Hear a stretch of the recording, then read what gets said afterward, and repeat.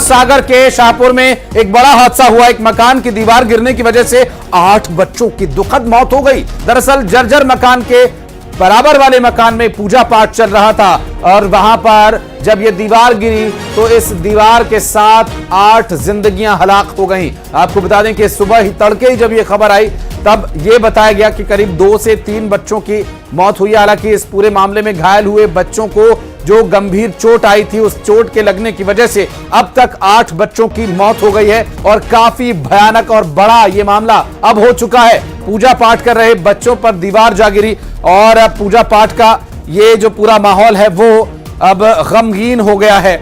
दीवार गिरने की वजह से 8 बच्चों की दुखद मौत का यह पूरा मामला, जिस पर लगातार प्रशासन अब कार्रवाई कर रहा है और हालात को काबू में करने के लिए वहां पर देखिए बुलडोजर भेजा गया है। जेसीबी की मदद से उस गिरी हुई दीवार को हटाने का प्रयास किया जा रहा है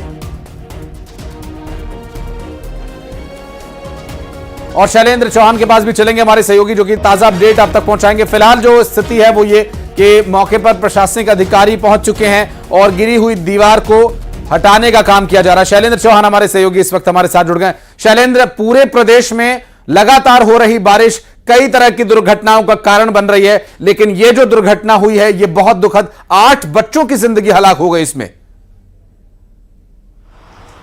देखिए, आपको ताजा अपडेट दे दें कि अभी तक 9 बच्चों की मौत हो चुकी है। अस्पताल जाते समय एक और बच्चे की मौत की सूचना अभी अभी आई है। तो कहीं ना कहीं ये घटना जो है शाहपुर के हरदौल बाबा जो मंदिर है वहां पर शिवलिंग का निर्माण हो रहा था और अब तक 9 बच्चों की मौत की सूचना है और उसके बाद से यहाँ से प्रशासन भी अलर्ट हो चुका है। सभी आला अफसर मौके पर पहुंचे हैं। सीएम डॉक्टर मोहन यादव की जानकारी में भी मामला पहुंच चुका है और सभी तरीके के इंतजाम जहां बच्चों का समुचित इलाज के प्रबंध करने के निर्देश दे दिए गए हैं और सभी को पूरे अमले को अलर्ट कर दिया गया। डॉक्टरों की टीम भी तुरंत अस्पताल भेजी गई और ज्यादा से ज्यादा चिकित्सीय अच्छी व्यवस्था मुहैया कराई जाए, इसको लेकर भी टीम पहुंच चुकी है। तो कहीं ना कहीं कल की बात है कि रीवा का जो घटना हुई थी, स्कूल बच्चों पर दीवार गिरी थी, बारिश का ही असर था और आज फिर तेज बारिश के बीच सागर में लगातार बारिश हो रही थी और उस बीच में ये बच्चे वहां पर सुबह सभी शिवलिंग का निर्माण कर रहे थे। ये जरूर है कि बड़ी संख्या में बच्चे इकट्ठा थे वहां, तो उसके पास बताया जा रहा है 50 साल पुराना जो मंदिर था वो उसके पास ही जो एक घर है, वो घर की दीवार जो जर्जर मकान था वो भरभरा कर गिरी है। तो कहीं ना कहीं प्रारंभिक रूप से जो जर्जर मकान था उसको अगर प्रशासन पहले ही गिरा देता तो निश्चित ही यह हादसा नहीं होता, क्योंकि जिस तरह के दृश्य भी सामने आ रहे, जिस तरह फोटो सामने आ रहे, वीडियो, तो दिख रहा है कि वो मकान की जो दीवारें हैं वो कितनी जर्जर है वो, और उसी कारण ये हादसा हुआ है। तो इसके लिए प्रशासन की भी लापरवाही सामने आ रही है कि अगर जर्जर मकानों को, क्योंकि बारिश के पहले आसपास इस तरह के अगर मकान होते हैं शहर में तो नगर निगम और प्रशासन मिलकर इस तरह के मकानों पर सूचना चस्पा करता है और उन्हें गिराता भी है। तो जर्जर मकानों को गिराए जाने की कार्रवाई पहले से की जाती, तो ऐसा लग रहा है अभी प्रारंभिक तौर पर कि जर्जर मकान गिराने की जो कार्रवाई है वो कमजोर रही और उसी कारण कहीं ना कहीं ये हादसा हुआ। इसके अलावा अगर देखा जाए तो बच्चे इकट्ठा हो रहे थे, पास में अगर जर्जर मकान है तो प्रशासन और पुलिस को अलर्ट रहना था, तो एक वो भी लापरवाही इसमें सामने आ रही है। हालांकि अब निश्चित ही क्योंकि सीएमओ से भी कह दिया गया है कि इसके मामले की तत्काल जांच कराई जाए कि घटना किस वजह से हुई है, क्या मामला है, सीएम ने संज्ञान में लिया है। तो थोड़ी देर में हो सकता है कि हादसों की जांच के लिए भी कोई कमेटी बनाई जाएगी कि आखिर यह हादसा क्यों हुआ, इसके पीछे जिम्मेदार कौन है। शैलेंद्र, सुबह जब इस पूरे मामले की जानकारी मिली तो उस वक्त इस तरह की स्थिति नहीं थी, दीवार गिरी थी, बच्चों को चोट आई है, ये बातें तो सामने आई थी और आशंका ये थी कि संभव है जो घायल रूप से बच्चे गंभीर रूप से घायल हैं उनको काफी परेशानी हो रही है और उस बारे में आशंका जताई जा रही थी। लेकिन ये इतना बड़ा मामला हो जाएगा, 8 से 9 बच्चों की अब जान चली गई है, जो कि बेहद दुखद है। और ये जो पूजा पाठ है ये कितने समय से चल रहा था और क्या कुछ यहां पर तैयारियां चल रही थी, क्योंकि मरने वाले सिर्फ 9 बच्चे ही हैं, इसलिए भी सवाल उठ रहा है।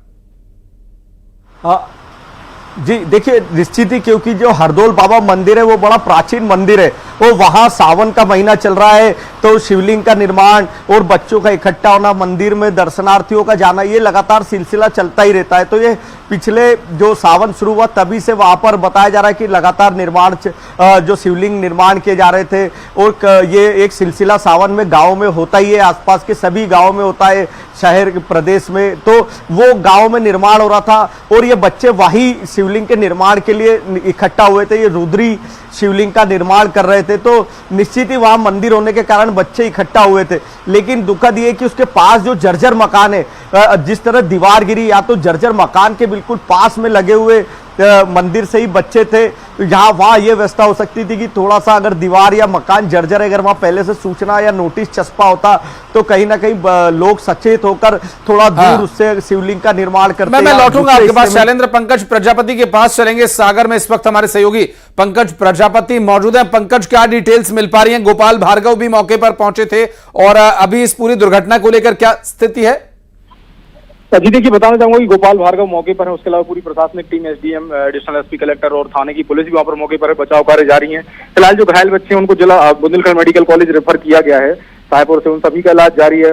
मृतकों की संख्या जो है वो 8 ही है, पहले 2 बताई जा रही थी, लेकिन प्रशासन का ये कहना है कि अभी बच्चे जो है उनकी कुछ 2 से 3 बच्चे ऐसे हैं जिनकी स्थिति काफी गंभीर है और अभी जो है मृतकों की संख्या बढ़ सकती है। जी, लेकिन और अगर बात करें जी अगर बात करें सूचना की या किसी भी ऐसी स्थिति की, तो जर्जर मकान पर किसी तरह की कोई सूचना चस्पा नहीं की गई थी नगर परिषद के द्वारा, ना ही कोई सूचना मकान मालिकों के द्वारा नगर परिषद को दी गई थी कि ये मकान जर्जर है या किसी भी तरीके की इसमें दुर्घटना हो सकती है। अब बच्चों के अलावा कोई बड़ों को भी चोट आई है? ये जो कार्यक्रम था किस तरह का कार्यक्रम था?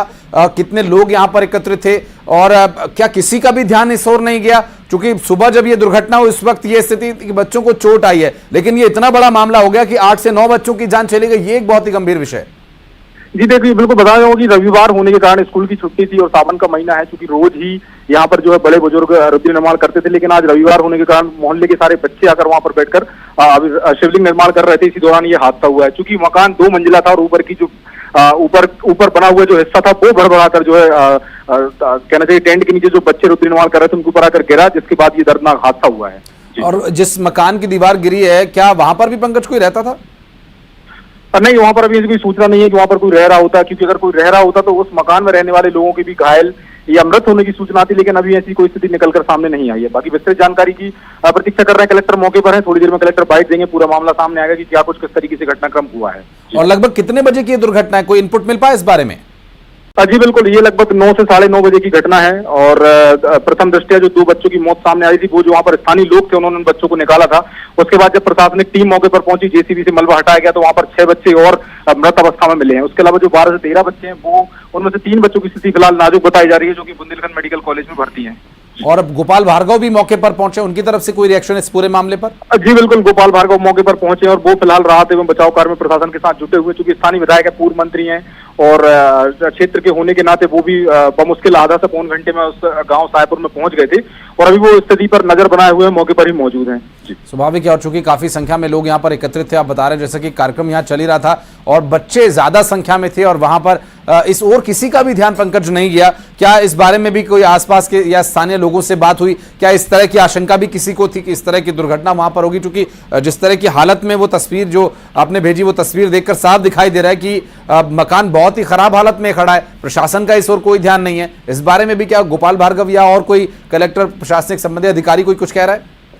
जी देखिए, ये तय है कि नगर परिषद साहेबपुर के कुछ एक अधिकारी कर्मचारियों पर गाज गिरनी तय है, क्योंकि जिस तरीके का वो मकान है उसके बाजू से ही लोगों ने वहां पर टेंट लगाकर रखा हुआ था। नीचे बच्चे रुद्र निर्माण कर रहे थे।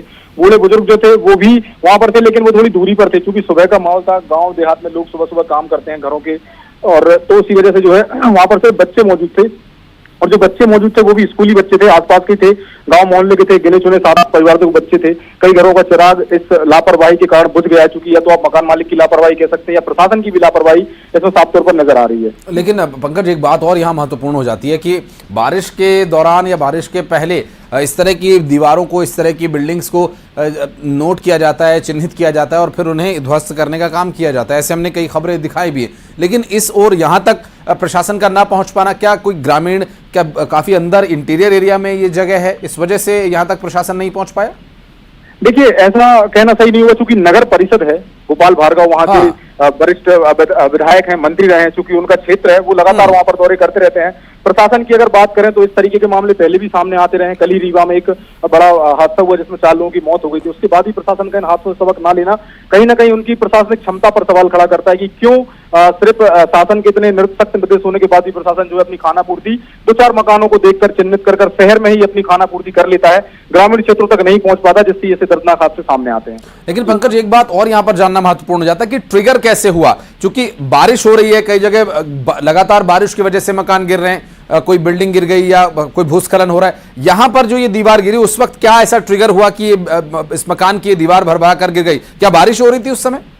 देखिए, चूंकि मकान कच्चा था, ऊपर का फ्लोर जो था वो कच्चा था और वहां पर नॉर्मल जो ईंट रख के जो मकान लोग गांव देहात में खड़े कर लेते हैं, उस तरीके का ये मकान था। और रही बात बारिश की, तो मैं बताना चाहूंगा कि परसों से शाम से लगातार भीषण बारिश हो रही है। कल पूरी रात बेतहासा बारिश हुई है सागर में। कहना चाहिए कि पूरा 1 से फ्लो में पानी जो है पूरी रात गिरता रहा है। उसी के कारण ये मकान जो है भरभरा कर गिर गया उन बच्चों के ऊपर।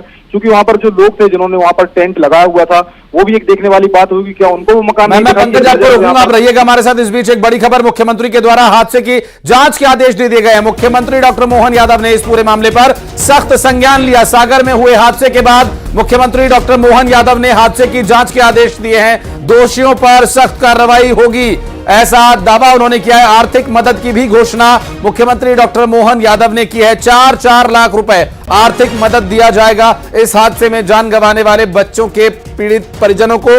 और सागर से इस हादसे की जानकारी मिलने के बाद खुद जब गोपाल भार्गव मौके पर पहुंचे और प्रदेश के मुख्यमंत्री तक इसकी जानकारी पहुंची, तो मुख्यमंत्री ने इसमें बड़ा ऐलान किया है, सख्त निर्देश दिया जाएगा और आर्थिक मदद 4-4 लाख रुपए की भी दी जाएगी। इस पूरे मामले को लेकर खुद मुख्यमंत्री अब नजर बनाए हुए हैं और सागर में हुए दुखद हादसे के बाद मुख्यमंत्री के द्वारा निर्देश दिया गया है, जांच के आदेश दिए गए। बात करेंगे हमारे सहयोगी शैलेंद्र चौहान, लगातार हमारे साथ जुड़े। शैलेंद्र, मुख्यमंत्री भी इस पूरे मामले पर अब खुद भी नजर बनाए हुए हैं।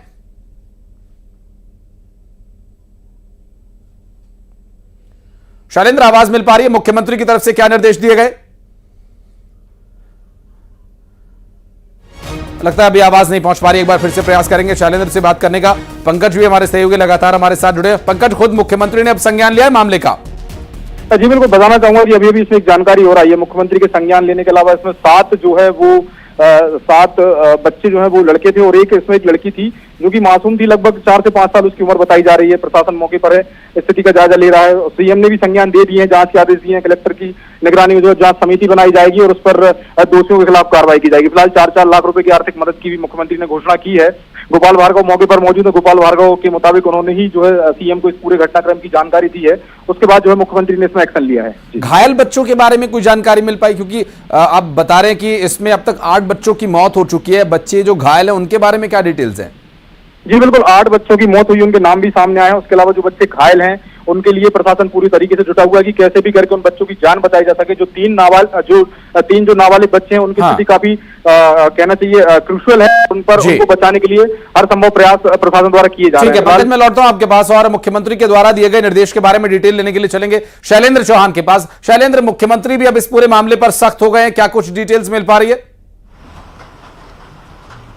हाँ जी, देखिए बिल्कुल, मुख्यमंत्री डॉक्टर मोहन यादव के जैसे ही संज्ञान में मामला आया उन्होंने तुरंत निर्देश जारी कर दिए। सबसे पहले तो इस घटना की जांच के आदेश जारी हो चुके हैं। इसके अलावा सभी मृतकों को 4-4 लाख रुपए के मुआवजे के आदेश दिए गए हैं। साथ ही जो नगर परिषद के सीएमओ है उनको सस्पेंड करने की कार्रवाई की जाएगी, उसके भी निर्देश दे दिए गए। तो सबसे ताजा अपडेट आपको हम दे रहे हैं कि 3 सीएम ने जैसे ही मामला जानकारी में आया उन्होंने संवेदना प्रकट करने के साथ ही सबसे अहम फैसला लिया है। जो नगर परिषद के जो सीएम हो उनको सस्पेंड करने का फैसला लिया गया है, क्योंकि नगर परिषद की कहीं ना कहीं लापरवाही है और उनके ऊपर कार्रवाई की जा रही है। इसी तरह वहां मजिस्ट्रेट जांच के आदेश दे दिए गए, उस घटना की जांच के आदेश जारी कर दिए गए हैं कि आखिर यह घटना क्यों हुई और इसके पीछे दोषी कौन है, उनके खिलाफ भी कार्रवाई होगी। इसके साथ ही सभी मृतकों को 4-4 लाख रुपए का जो उनके परिजनों को मुआवजा देने का वो भी आदेश दे दिए गए हैं।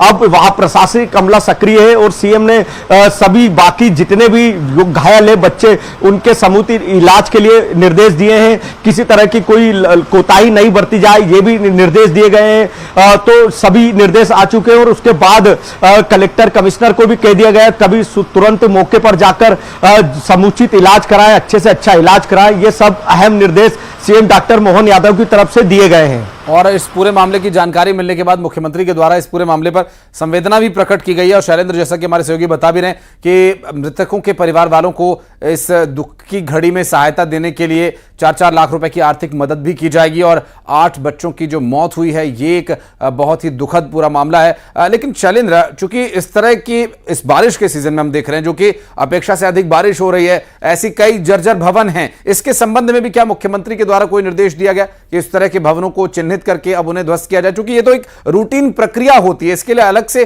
कहने की संभव है कि आवश्यकता नहीं होगी। हाँ देखिए, बिल्कुल निश्चित ही, क्योंकि अब ये पूरे मध्य प्रदेश में 2 दिन में 2 बड़े हादसे हो चुके हैं।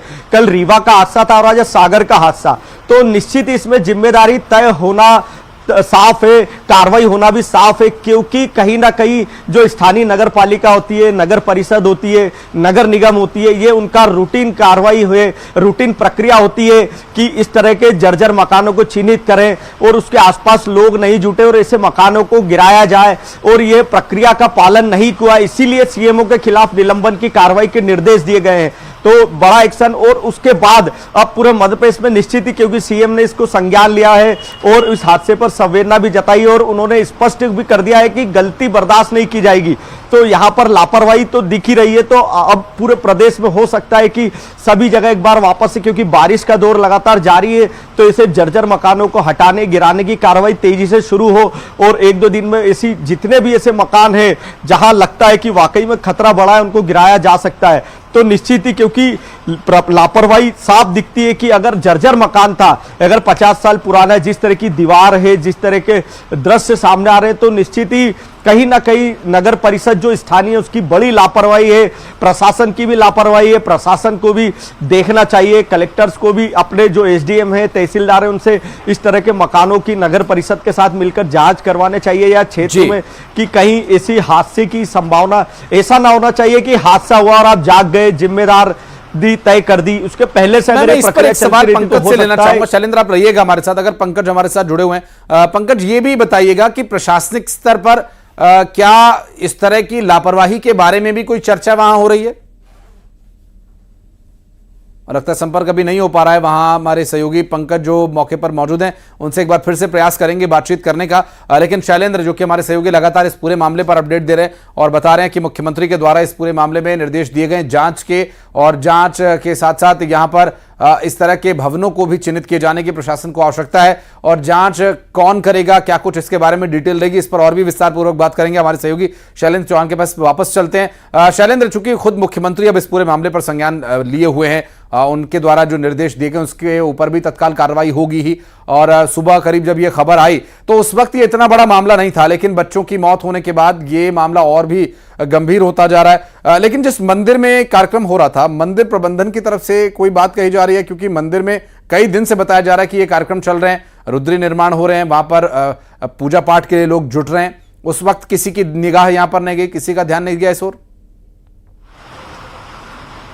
हाँ देखिए, निश्चित ही ये सब लापरवाही अब जांच का विषय है, क्योंकि सीएम ने निर्देश दिए हैं। हम आपको बता दें, हमारे पास करीब जो 9 मृतक है बच्चे, उनके नाम भी सामने आ चुके हैं। इसके अलावा अभी 2 घायल है जो अस्पताल में भर्ती है, सुमित प्रजापति और खुशी पटवा, इनका अभी तिली अस्पताल में वहां पर इलाज चल रहा है। इसके अलावा 9 मृतक है जिनके नाम भी सामने आ चुके हैं, और इन बच्चों की उम्र 12 से 10 साल तक की है।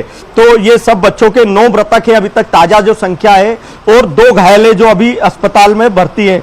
जो ये शाहपुर थाना सानोदा लगता है, सागर। तो निश्चित ही सीएम के क्योंकि निर्देश आ चुके हैं, जांच के निर्देश हो चुके हैं, उन्होंने सीएम ने ट्वीट भी किया इस मामले में और 4-4 लाख के मुआवजे की घोषणा भी कर दी है और मृतक के परिजनों को। और लापरवाही भी तय की जा रही है, जिसकी भी जिम्मेदारी है उसके ऊपर एक्शन होगा। और अगर हम जो नाम है बच्चों के अभी तक आए हैं तो इनमें ध्रुव यादव, नितेश पटेल, आशुतोष, प्रिंस, पर्व, दिव्यांश, देवराज, वंश और हेमंत, ये 9 बच्चे हैं जिनके अभी मृतकों की संख्या सामने आ चुकी है। इसके अलावा सुमित और खुशी है जिनका अस्पताल में इलाज किया जा रहा है और अभी इनकी हालत स्थिर है।